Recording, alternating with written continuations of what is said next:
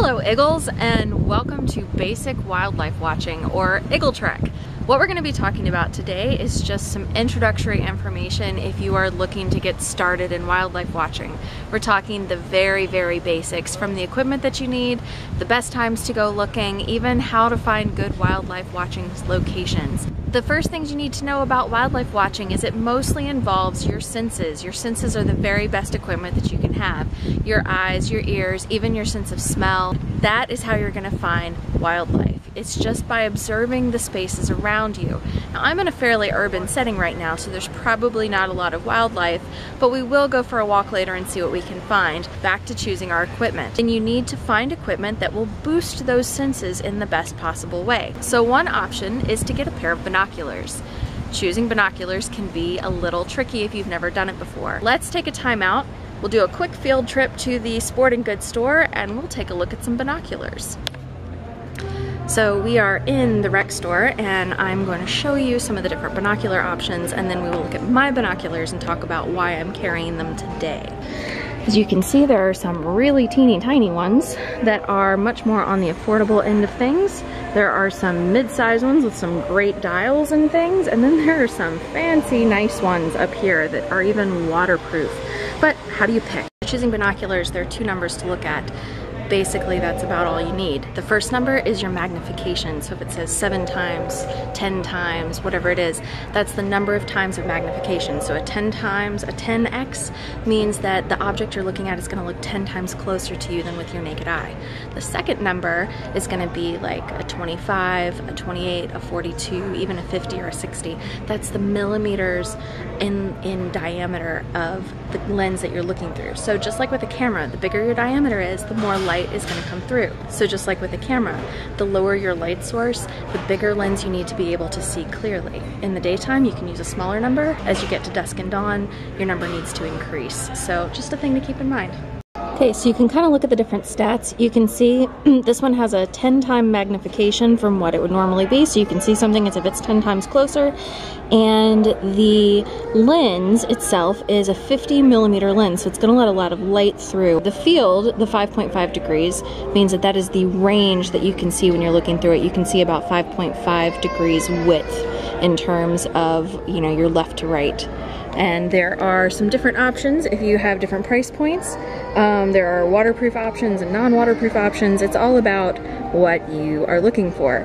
Here's another one that is an 8-time magnification. Let's see if I can get myself out of it. With a 42mm lens, but an 8-degree width in terms of your field of vision. Now that we've seen all the fancy models that they have over there, let's take a look at mine. These are my basic everyday wildlife watching binoculars. They're medium-sized. They're not too heavy, so I can fit them in a backpack or in a lightweight suitcase if I'm going to be car camping. But really, you want something that you can just carry with you. We'll talk about the specs on mine. I don't know if you can see, I have a 10 by 28, so based on our calculations we talked about earlier, that is a 10-time magnification. Now, 10 is about the most I'd recommend, because anytime you get more than a 10-time magnification, if your hands shake, you're gonna notice it through the field of vision, unless you have, you know, a tripod that you can put them on or something like that. Just like with a camera, I know I keep saying that, but it's very similar, because really what you've got are just a couple of lenses to magnify here. That's all it is, same technology. So I have a 10-time magnification. This is a 28mm lens, so it's fairly small. It's great for, you know, broad daylight like this, daytime, which is basically, you know, when I'm going to be doing most of my hiking. This is a fairly affordable pair of binoculars. They're lightweight, they're great for daytime, and they are my basic just going for a hike type binoculars. Now, while we're talking about going for a hike, you might notice this awesome thing hanging from it. Binoculars, even if they're lightweight, can get heavy after a while. So what I have done, I have what's called an H harness right here. It's got this nice piece in the back, and you put it on basically the way you put on a shirt.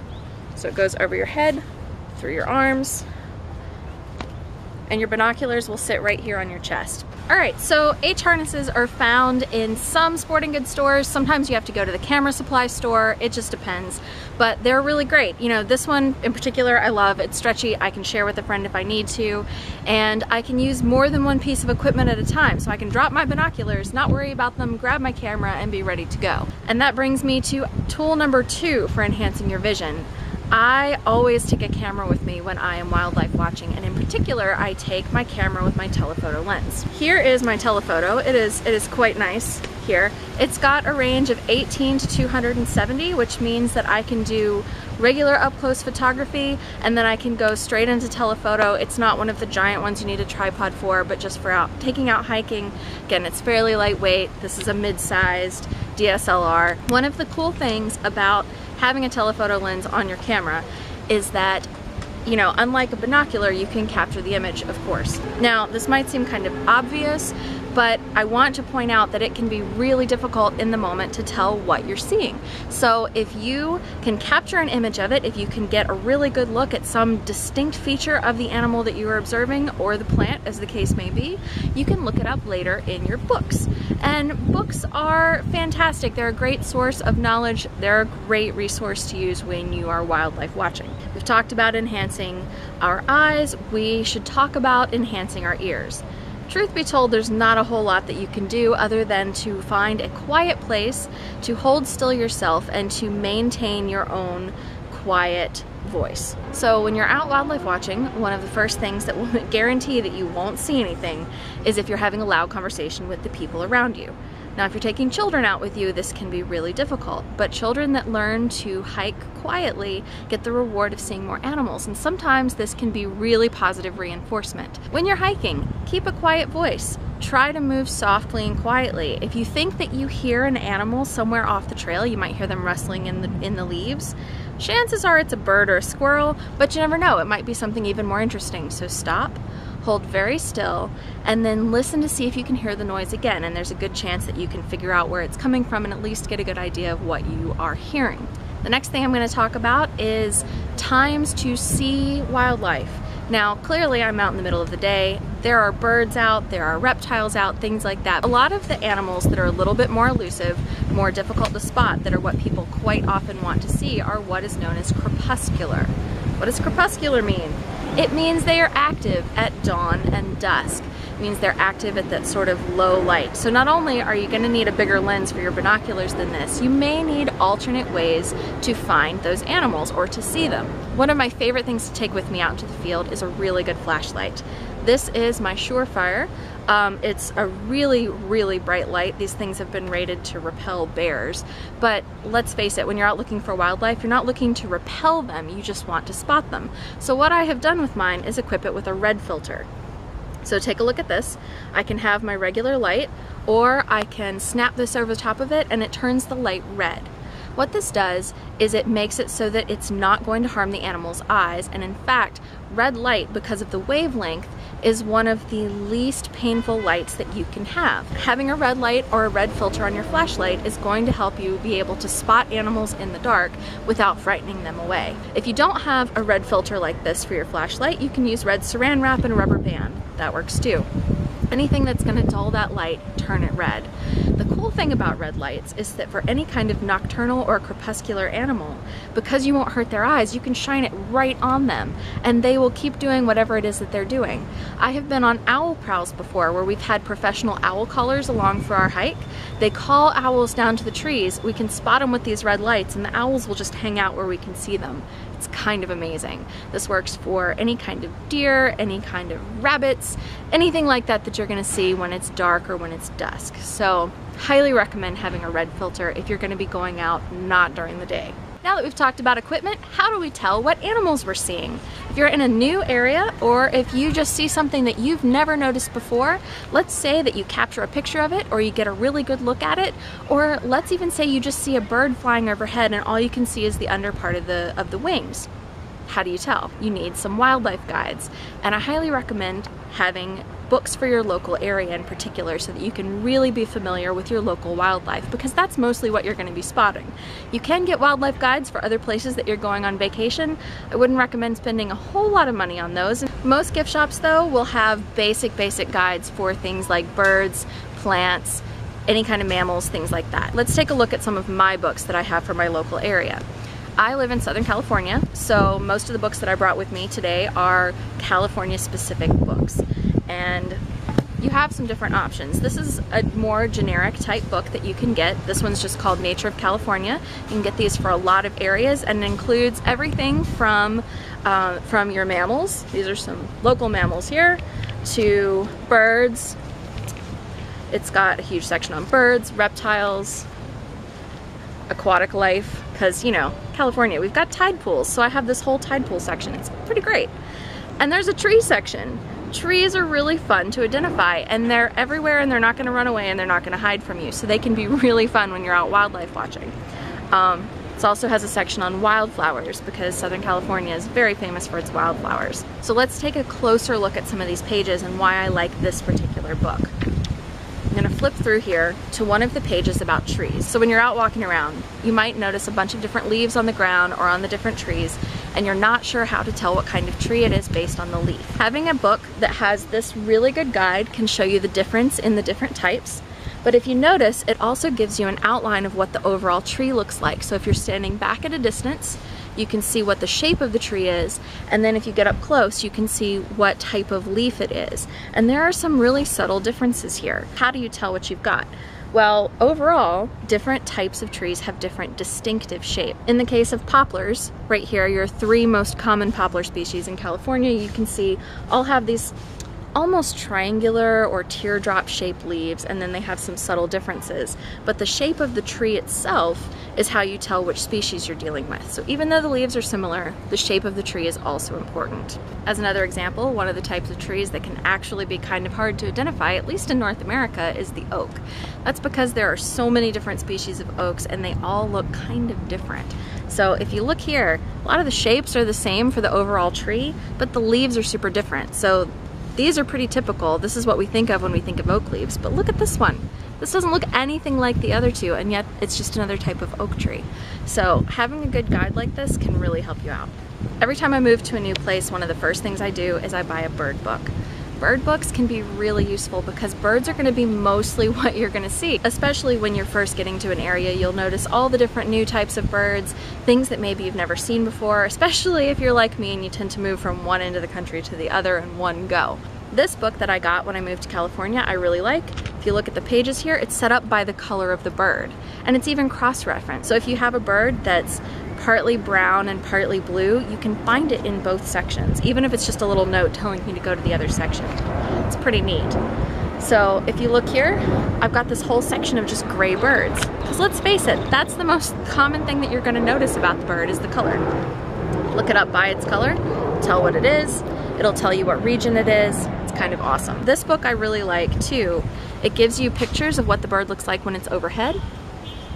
Here it is. This is how you tell that you've got a turkey vulture. It looks like this from the bottom because most of the time you're going to see turkey vultures when they're flying. A lot of good bird books are also going to have charts where you can see the underside of all the different wings of various birds of prey, because that's also how you're going to be able to identify them. You'll be driving along the highway and look up and say, oh, I think that that's a hawk, but how do you tell what type of hawk it is? Like here we have red-shouldered hawks, we have Cooper's hawks, we have red-tailed hawks, we have osprey, we have all sorts of different medium-sized birds of prey.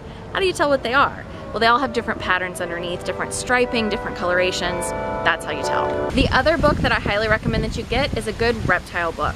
The cool thing about a reptile book, you know, you're out looking at mammals, you're basically gonna know in general what you're looking at. You know that that canine-like animal is probably a wolf or a coyote or a fox or something like that, and then you can go and look them up later and figure it out.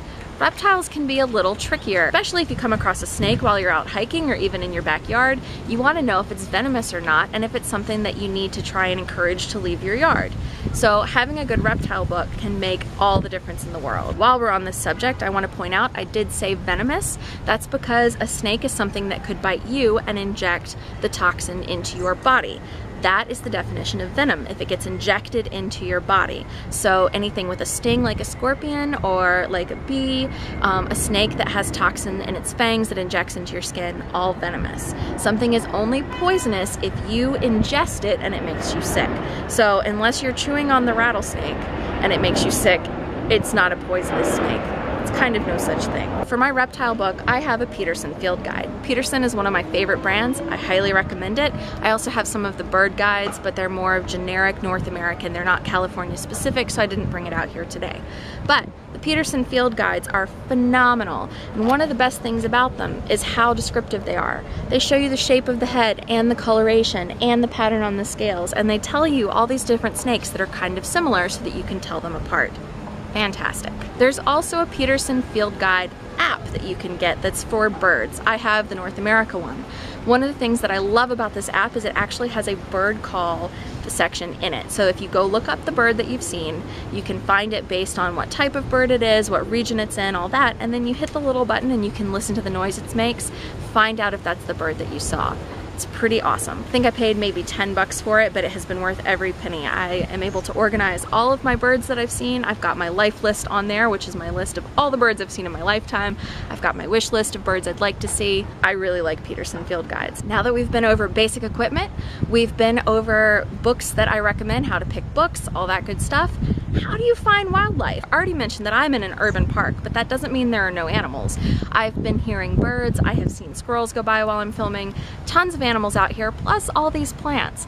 Most of them are non-natives because I am in an urban park where it's been planted and all that, but that doesn't mean we can't find stuff. After this, we will go looking for some animals. If I get some good photos, I'll insert them in and tell you what it is that we have found. Let's go wildlife watching. Looking for wildlife, for wildlife, for wildlife. Looking for wildlife out in the park. Dee-dee, a dee-dee-doo, dee-dee, dee-dee, dee-dee, dee-dee-dee-dee. Hey, there he is. There's a squirrel. Squirrels may not seem very interesting to you, but I have to tell you, not everywhere that I've lived has had squirrels. There are no squirrels in Hawaii. Oh, now he's backlit. Anyway, this is not like your typical eastern gray squirrel that I grew up with in North Carolina, which is where I am from originally. This is definitely a different species. We'll look him up in my mammal book. This is bougainvillea. This is pretty common in gardens around here, but as you can see, this is just growing out in the wild. It's gorgeous. This one's still blooming, I'm guessing because it's shadier down here. Normally this stuff blooms in like April, May, but you know, it's August, so look at that. Let's keep going this way, see what we can find. We'll get to the end of the pavement down here and hit a little bit more of a natural area, which will be, you know, nice. Check out this guy.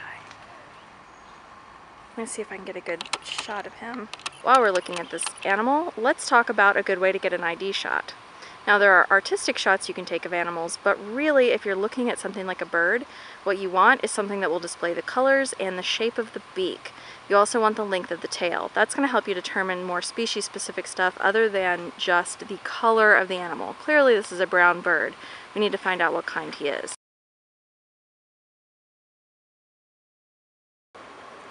So the animals themselves are not the only thing that you might observe. If you look here, I have found some burrows. Now, most likely these are from ground squirrels, which is just another squirrel species in California that's actually pretty fascinating. They eat succulents and things like that, and they do burrow in little tunnels in the ground. They're pretty cute. They're kind of chubbly, and they tend to be spotted or even have what looks like little stripes or banding on them. They are probably not out and about right now, or if they are, they're a good distance off because there have been dogs down in this area, so they're probably hiding. But, you know, looking for good wildlife habitat or wildlife homes is another way to find the animals. So here we are a little further down the trail. It's really beautiful down here. I tend to see a lot more birds than what I have seen today, but that's alright. Like I said, it's kind of middle of the day. But just to give you an idea of where we've been, I'm going to head back up the trail. So one of the things I forgot to mention, one of the best ways to find wildlife is to find the food source. Remember I said that ground squirrels eat succulents? There's a whole little patch of succulents up there on the hill. So someone asked me about tracking animals and paw prints and things like that. I did find a paw print back there. It's probably from a dog. This park is full of dogs, it's full of people, things like that, so tracking is going to be really difficult. What I will say is that if you see a picture of a paw print online or even a bird footprint, that may not be what it looks like when you find it in the wild. Keep in mind the actual mechanics of how feet work. So when you step down, the paw spreads out like this to support the weight because it's got all the weight on it, and then when it picks up, it retracts again like that. So the paw print or the footprint is not going to look necessarily like the same size as the animal's actual feet. It's also not going to look exactly like the ones that you see online. So it can be kind of tricky unless you've got a lot of experience with a particular type of animal. So another great way to find wildlife is to find a water source. I don't know if you can see all the tiny, tiny little bugs. I still have my telephoto lens and not my macro lens on here. But there are tons of ants and flies and all sorts of things that are over here where this tiny little puddle is in the shade. And they are also going to be a food source for bigger animals. So this is another great way to try and find wildlife. Now, one cool thing about tracking, I will say that if you know what you're looking for, you can find snake trails. They just look like these really thin lines, usually going across a path, not in the direction that people are going to travel. I have seen them before, especially on dusty trails that are fairly well trafficked so that they're kept pretty smooth, things like that. But you know, if you see a snake trail, there's nothing to worry about. The thing about snakes and any animal like that, they are not going to bite you just to bite you. They're not going to come rushing out at you to try and get you. They will only bite if they feel like they're being attacked. So if you see an animal in the wild, do not try to touch it. Do not try to approach it. Just observe from a distance or even back away. Use your zoom on your camera to get a better look, or just stand still and observe it. Another thing to talk about, if you see a baby bird on the ground, chances are it's meant to be on the ground. This is usually a fledgling. It's trying to learn how to fly, and its parents are probably nearby trying to help it out. If you move it or if you pick it up and mess with it, you could risk injury to the bird or scaring away the parents, or just putting it where the parents can't find it anymore. There's a chance that they've gone off to get food for it and they won't find it if you've moved it from that location. There is a myth that if you touch baby songbirds that their parents will smell you and that they will abandon the bird. Totally a myth. Songbirds generally do not have a good sense of smell. So if you see a baby bird knocked out of a nest and you see the nest up above, you can feel free to put it back. But generally if you just find one, leave it where it is. That is, it's where it's supposed to be. Let it learn how to fly and let its parents continue to take care of it. So remember what I said about just sitting quietly and listening? We're gonna do that now, because the longer that you sit and listen, the more you will hear and the more you'll realize there's wildlife everywhere, even in the middle of a city. Now you will hear some traffic noise, you'll hear some planes, but listen and see if you can hear the birds and the scuttling around in the leaves and things like that. There's a lot out here.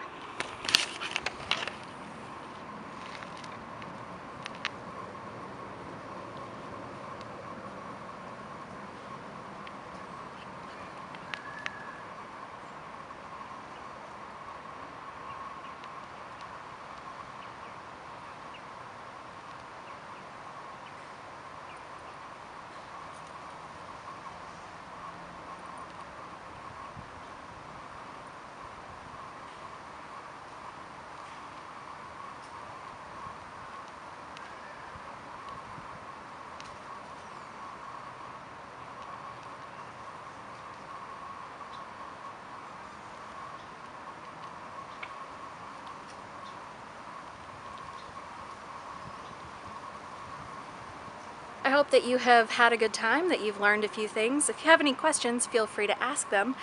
And if I know the answer, I'll tell you. If I don't know the answer, I will try to look it up and help you find it. So I hope you've had a great week at camp. I hope you've learned something from this course, and I look forward to trekking with you.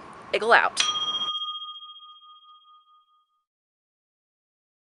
But most gift shops will have basic guides for, but most gift shops, here we go.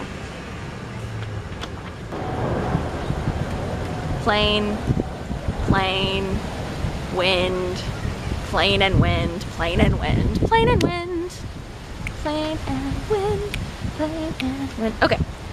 Till you can paint with all the colors of the wind. That being said, planes, planes. Oh look, there's a human. It's a wild human. Look at that, there's another one. Maybe if we're quiet, they'll come closer. Let's find out. One of the ones that can be kind of tricky is the oak tree, because there are so many different varieties of oaks.